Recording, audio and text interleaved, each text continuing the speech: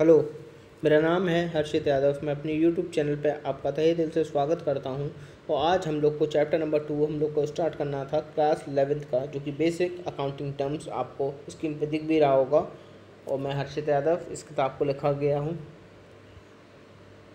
Business transaction हम लोग start करेंगे आज का पहला टॉपिक चैप्टर नंबर 2 का। बिजनेस ट्रांजैक्शन का मतलब होता है एक ऐसी इकोनॉमिक एक्टिविटी जो आपके कंपनी के फाइनेंशियल पोजीशन को अफेक्ट कर दे और उसको मेजर कर दे इन टर्म्स ऑफ मनी में। दैट मीन्स बिजनेस ट्रांजैक्शन का मतलब सीधा सीधा बेटा यही होता है कि एक ऐसी इकोनॉमिक एक्टिविटी जो आपकी कंपनी की फाइनेंशियल पोजीशन पे अफेक्ट दिला दे और मॉनेटरी टर्म्स में ही एक्सप्रेस किए जाते हैं या मेजर किए जाते हैं। That means business transaction. Account का मतलब होता है एक ऐसा समरी जैसा रिकॉर्ड होता है। जितने भी ट्रांजेक्शन्स आपने करे हैं एक साल के अंदर एक ही जगह वो पर्टिकुलर हेड में शो किए जाते हैं। और हर एक अकाउंट के दो साइड होते हैं, एक लेफ्ट हैंड साइड और एक right hand side. Left hand side को कहा जाता है debit side, right hand side को कहा जाता है क्रेडिट साइड। इसका मतलब ये है बेटा, मैं आपसे कहूँ अगर ये पर्टिकुलर अमाउंट ये समझो एक अकाउंट है, ये वाला डेबिट साइड हो गया, ये वाला क्रेडिट साइड हो गई। ये है अकाउंट का मतलब एक ऐसा समराइज्ड रिकॉर्ड, एक ऐसी समरी रिकॉर्ड्स की जितने भी आपने ट्रांजेक्शन और इवेंट्स करे हैं एक साल के अंदर, वो सारा एक ही जगह एक ही प्लेस पे ही होना चाहिए। होना क्या चाहिए मतलब एक ही जगह पे होगा, जिससे आप अपने फाइनेंशियल स्टेटमेंट्स को बनाने में कोई दिक्कत ना हो।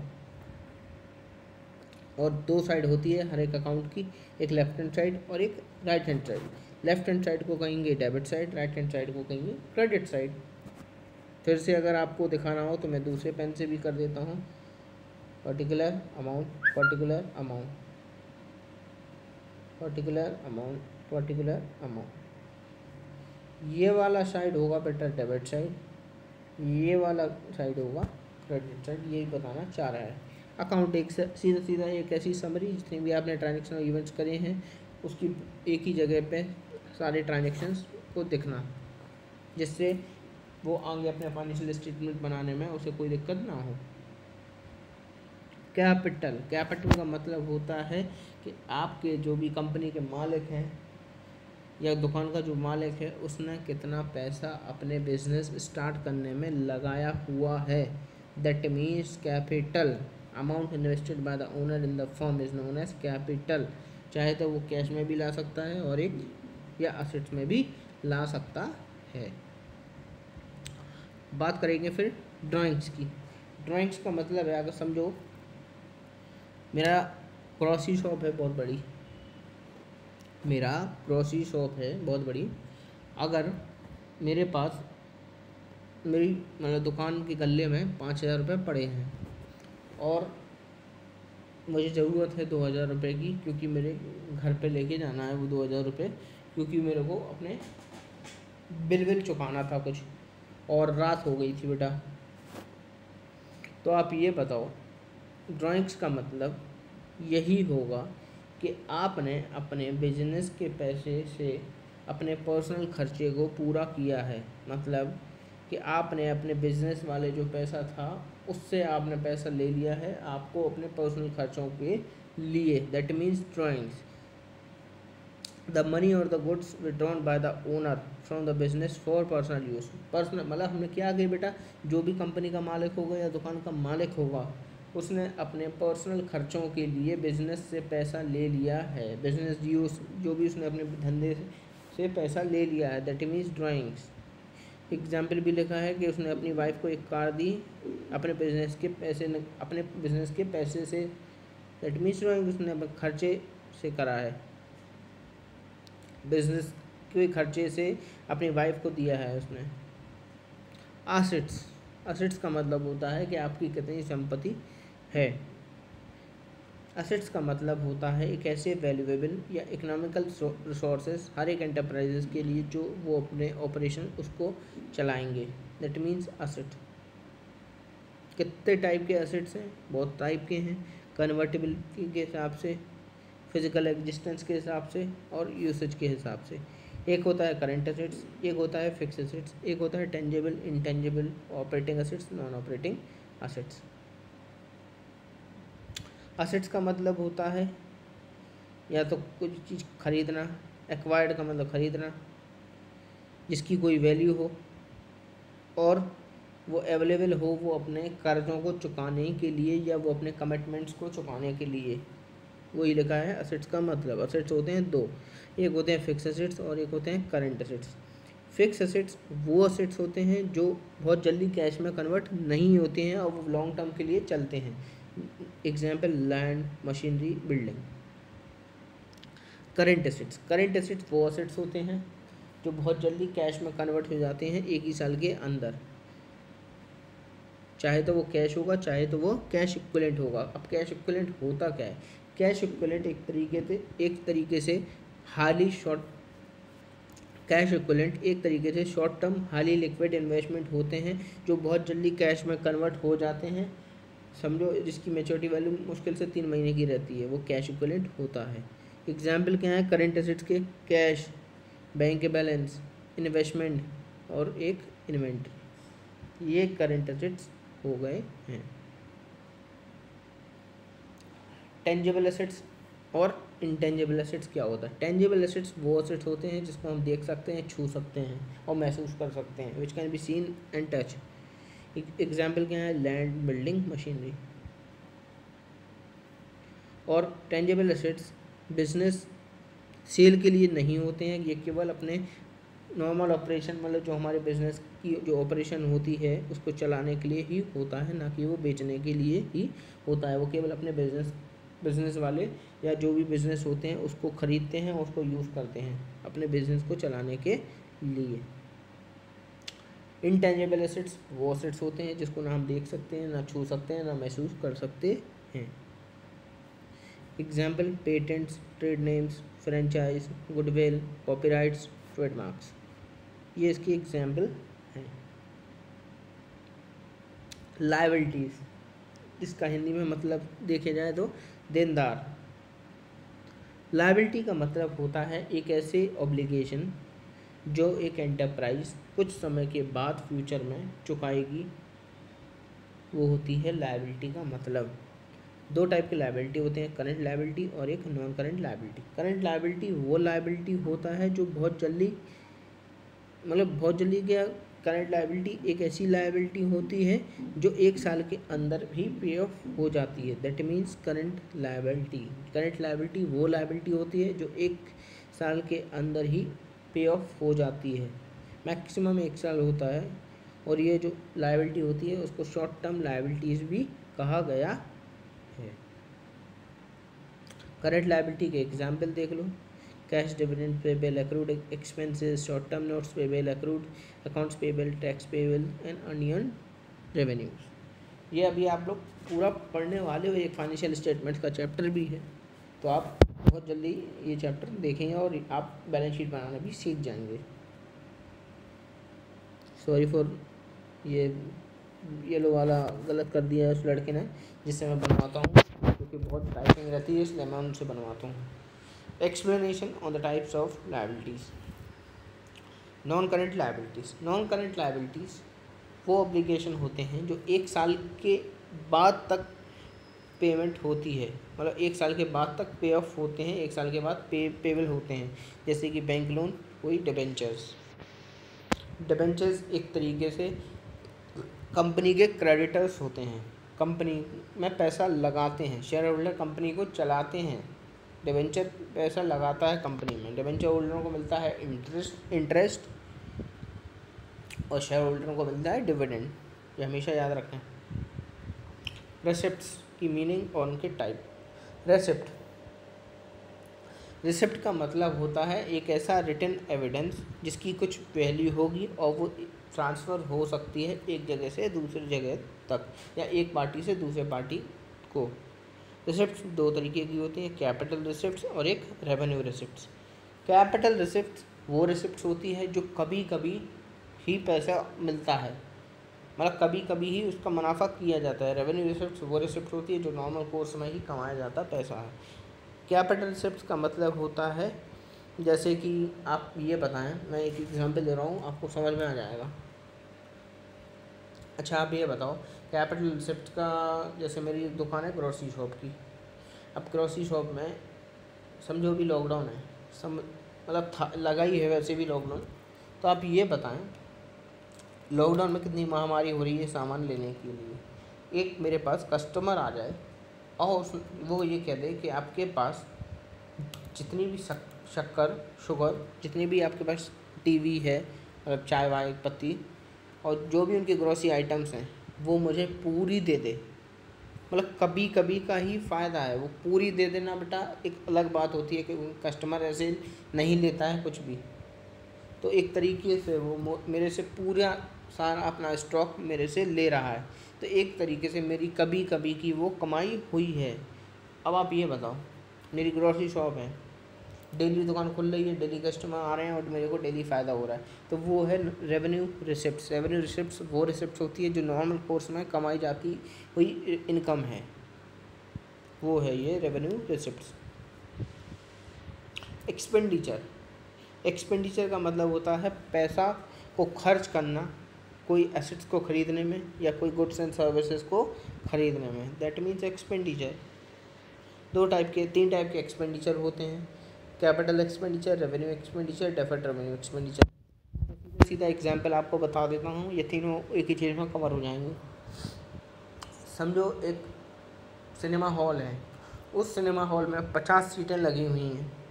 अब वो 50 सीटें 5 लाख का फ़ायदा देती थी उस कंपनी या उस फर्म को या उस मालिक को। अब आप ये बताओ, 50 सीट की जगह अगर वो 100 सीटें लगा दे, 100 सीट्स लगा दे कस्टमर्स के लिए फ़िल्म देखने के लिए, तो क्या उसका प्रॉफिट मार्जिन बढ़ने वाला है कि नहीं बढ़ने वाला है? 5 से 10 लाख हो जाएगा कि नहीं होगा? बिल्कुल होगा। तो कैपिटल एक्सपेंडिचर वो एक्सपेंडिचर होता है जो आपकी बिजनेस की अर्निंग कैपेसिटी को बढ़ा देता है, विच increases the earning capacity of the business, that means capital expenditure. Capital expenditure एक तरीके से नॉन रिकरिंग इन नेचर भी कहा जाता है, और जिसका बेनिफिट 5 साल तक लिया जा सकता है। रेवेन्यू रिसिप्ट, अब हर साल दिवाली आती है, बिल्कुल आती है। हर साल हम लोग अपने अपने कूलरों को सफाई करते हैं, बढ़िया उसको मतलब उस पर पेंट करते हैं, तो उसे रख देते हैं या चलाते हैं। तो अरे चलो कूलर को छोड़ो, हर साल दिवाली आती, अपने अपने घरों में हम लोग पेंटिंग कराते ही नहीं कराते? बिल्कुल कराते हैं। तो हर साल कराते कि नहीं कराते? बिल्कुल कराते हर साल। तो रेवेन्यू एक्सपेंडिचर वो एक्सपेंडिचर होती है जो हमारे नॉर्मल कोर्स ऑफ बिजनेस में या हमारे नॉर्मल जो रूटीन इन नेचर है उसमें हम लोग खर्चा डालते ही डालते हैं, वो हमारा खर्चा होने वाला ही है। अगर आपको दिवाली वाला एग्जाम्पल भी नहीं मतलब समझ में आया, तो आपको एक सबसे सिंपल एक एग्जाम्पल बता देता हूँ। हम लोग की जो टीवी देखते हैं, हम लोग सेटअप बॉक्स लगाए हैं, हम लोग को मंथली जो सब्सक्रिप्शन हम लोग को पैसा देना पड़ता है, टाटा स्काई का, एयरटेल का, या जो भी आप यूज़ कर रहे हैं वो भी तो रूटीन इन नेचर है, वो हर एक महीने जाना ही जाना है उसका पैसा, वो होता है रेवेन्यू एक्सपेंडिचर। और ये रिकरिंग इन नेचर के भी होते हैं, और ये अर्निंग कैपेसिटी बिल्कुल नहीं बढ़ा देती है कंपनी की। अब last but not the least, revenue expenditure का बेनिफिट, इसका बेनिफिट 1 साल तक, करंट ईयर तक ही होता है, इसका मोर देन 5 ईयर्स तक होता है। डेफर्ड रेवेन्यू एक्सपेंडिचर, आप लोग ये बताओ, अगर मेरे को अपनी दुकान को अच्छा करना होगा तो मेरे को क्या करना पड़ेगा? अच्छा करना होगा का मतलब उसकी अच्छी, मेरे को दुकान को अपनी फेमस करानी है, तो मैं क्या करूँगा? मैं बहुत हैवी एडवर्टाइजमेंट का एक मतलब मेरे को हैवी एडवर्टाइजमेंट एक्सपेंडिचर डालना पड़ेगा कि नहीं डालना पड़ेगा? मेरे को बहुत खर्चा करना पड़ेगा अपनी एडवर्टाइजमेंट के लिए, जिससे हर एक आदमी को पता लग सके मेरी दुकान कहाँ पे है और मेरी दुकान में क्या क्या मिलता है, वो सब। तो डेफर्ड रेवेन्यू एक्सपेंडिचर वो ऐसे हैवी एडवर्टाइजमेंट एक्सपेंडिचर होते हैं जिसका benefit over the number of years मिलता है, मतलब जिसका बेनिफिट बहुत सालों तक मिलता है। एग्जाम्पल पार्ले, अगर पार्ले कंपनी अगर पहले से एडवर्टाइजमेंट ना कराती धीमे धीमे, और उसकी जो क्वालिटी है आप लोग को मालूम है कैसी देता है वो क्वालिटी, अगर वो अपनी एडवर्टाइजमेंट अच्छी ना कराता तो वो सालों तक उसका बेनिफिट ना मिलता, पालने वाले कंपनियों का वो 5-10 साल में भी कंपनी बंद हो जाती है। तो एडवर्टाइजमेंट डालने पड़ती हैं हर एक धंधे को बनाने के लिए और उसको फेमस करने के लिए, तो उसका बेनिफिट मोर देन 25 साल तक चलता ही चलता है बेटा। प्रॉफिट का मतलब रेवेन्यू ज़्यादा है, एक्सपेंस कम है, वो प्रॉफिट हो जाता है। गेन का मतलब होता है जो भी आपके ट्रांजेक्शन्स और इवेंट्स हुए हैं और जो भी उससे जो आपने पैसा कमाया, दैट मीन्स गेन, वो आपके नॉन रिकरिंग प्रॉफिट्स होते हैं। लॉसेस का मतलब कि आपके खर्चे ज़्यादा हैं, मतलब रेवेन्यू कम है, वो लॉस हो गया था। गुड्स का मतलब होता है वो आइटम्स जो आपके बिजनेस में सेल के लिए लगे हुए हैं, वो बेचने, मतलब वो आइटम्स जो आपके बिजनेस में लगे हुए हैं या जो आपने बिजनेस चलाने के लिए, वो समझो मेरी दुकान है, एक मैं हिंदी में आपको समझाऊँ, आपको इंग्लिश में समझ में ना भी आ रहा हो, समझो मेरी दुकान है, अलग अलग टाइप के अलग अलग कंपनी के प्रोडक्ट मैं मंगाता हूँ कि नहीं मंगाऊँगा, मैं अपनी दुकान पे बिल्कुल मंगाऊँगा। ऐसे क्यों करूँगा मैं? क्योंकि ये जो आइटम्स होंगे ये वो आदमी ख़रीदेंगे जिसको वो ख़रीदना होगा या जिसको वो नीड्स होंगे उनकी। तो वही इंग्लिश में लिखा है कि गुड्स का मतलब होता है कि वो ऐसे प्रोडक्ट होते हैं जिससे वो बिज़नेस एंटिटी या जो बिज़नेस का मालिक है उससे डील करता हो, या ये वो ऐसे आइटम होते हैं जो ख़रीदे जाते हैं रीसेल पर्पसेस के लिए, ना कि बिज़नेस के लिए, वो होते हैं गुड्स। अरे गुड्स का मतलब यार, जैसे ये आप मॉल की फ़ोटो देख पा रहे हो, जैसे शैम्पू की हुई, क्रीम की हुई, बिस्किट की हुई, नमकीन की हुई, मतलब अलग अलग टाइप के these are known as goods. Purchase का मतलब खरीदना, परचेज रिटर्न का मतलब खरीदो हुआ माल अगर कोई चीज़ फटा उटा निकले या उसे चेंज करना हो तो वो होता है परचेज रिटर्न। सेल्स का मतलब बेचना, सेल्स रिटर्न का मतलब है बेचा हुआ माल कोई फटा वटा या कोई निकला हो तो उसे वापस कर देना, दैट मीन्स सेल्स रिटर्न। ये बिल रिसीवेबल और बिल्स पेबल आगे जैसे ही चैप्टर आएगा मैं उसको वहीं पढ़ाऊँगा, क्योंकि अभी आप लोग ये भूल जाएंगे। ये दो पढ़ा देता हूँ, डेटर्स और क्रेडिटर्स। डेटर्स का मतलब होता है वो ऐसे इंसान होते हैं या वो ऐसी एंटिटीज़ होती हैं जिसको बिजनेस अपने गुड्स एंड सर्विसेज को उधारी पे भी बेचना पड़ता है और उसका जो अमाउंट है, जो पैसा है, वो अभी तक उसे मिला नहीं है, that means debtors. These are known as the assets of the business.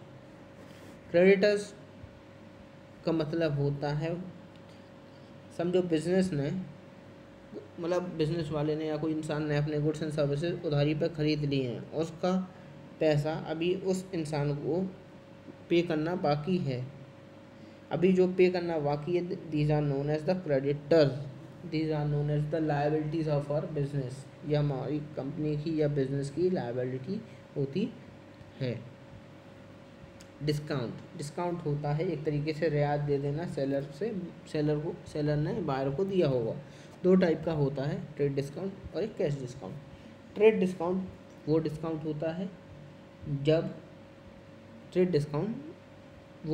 होता है जहाँ पर सेलर बायर को एक फिक्स परसेंटेज पे डिस्काउंट देता है जब वो बायर बल्क में या लार्ज क्वांटिटी में गुड्स को खरीदता है।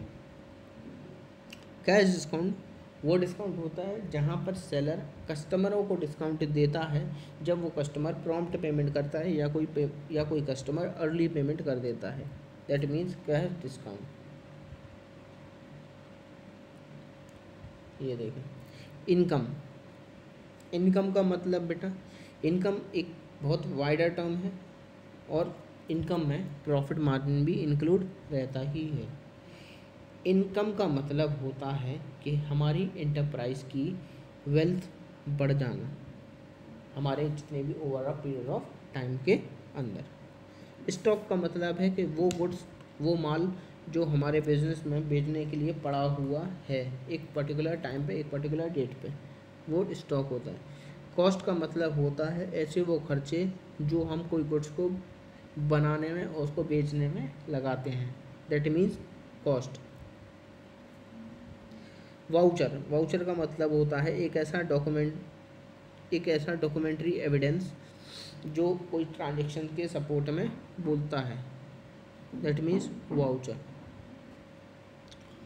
अगर आपने इस वीडियो को अभी तक लाइक नहीं किया है तो लाइक कर दें, कमेंट करके बताएं कैसी लगी वीडियो, और सब्सक्राइब करके ज़रूर इस चैनल को अच्छे से अच्छे पायदान पर पहुंचाएं, जिससे इस चैनल की अच्छी ग्रोथ हो सके।